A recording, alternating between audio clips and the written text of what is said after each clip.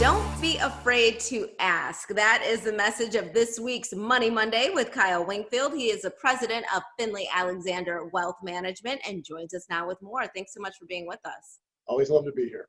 So I like that concept of don't be afraid to ask, because I think when it comes to our financial planning, a lot of times we don't want to sound like we don't know what's going on, but we're also lay people. So we're going to a financial specialist so that they can actually help us out. Do you encounter that with some of your clients? Oh yeah, I think what people are so used to is one when we're having conversations like this, we're using regular language, regular words. I think so many times you go see specialists, whether in the medical profession or any profession, and they're so accustomed to communicating amongst themselves, they'll use jargon. Now, people, they understand that, but they're talking to you and you're looking like, what did he just say, or whatever. And it's interesting when you're dealing with someone who's picking up on that.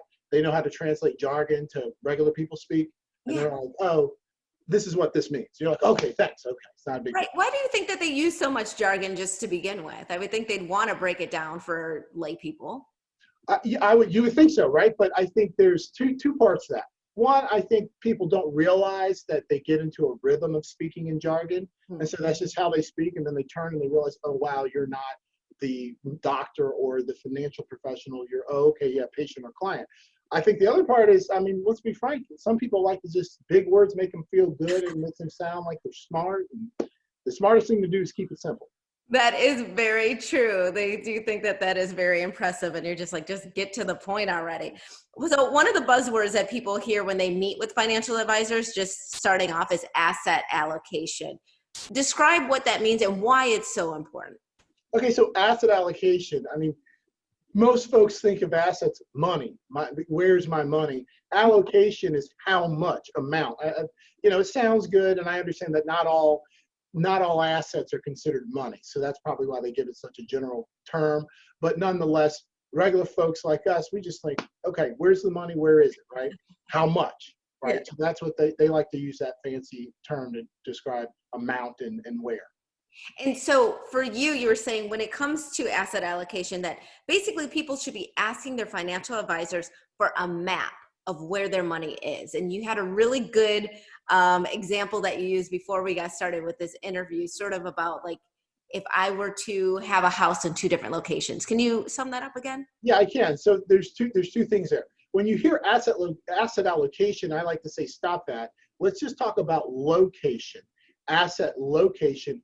Where is your stuff, right? Where is your stuff? So let's get away from money and think about homes. Let's say you're fortunate enough to have two homes. Now, if you've got some family heirlooms and you have a home here in Maryland, Central Maryland or whatever, and then you've got one on the Florida coast, we all know you're going to put some nice stuff in the Florida coast, but we know hurricanes can afflict Florida.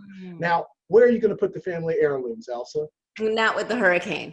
Right, you're putting it in Maryland. So the idea is asset location, because in the end, where your stuff is matters. So if you have all your eggs in one basket, all of it sitting over there in Florida, and the hurricane comes and wrecks it, that's a really bad day, and probably bad couple of days, weeks, months, years potentially. Whereas if you're sitting in Maryland, hurricane hits your Florida house, you're looking at TV, Weather Channel, and you're like, oh, that's my roof. That's a bad day, but you're sitting back in Maryland. Hey, property and casualty guy, hey, listen, my roofs, I just saw it fly on TV. So the idea is, if that were your money, yes, you're not happy when you lose money. No one ever is. But if all of it was getting wrecked, that would change your life. So think about where the money is, asset location. I love the way you break this down for people just so that they understand the concept. Of course, people are going to watch this. They're going to want to get in touch with you so they can get even more information. What website should they use? Just go to finleyalexander.com. All right. Kyle Winkfield, thank you so much for being back for this Money Monday. And we'll be right back with more Midday Maryland right after this. Stay tuned.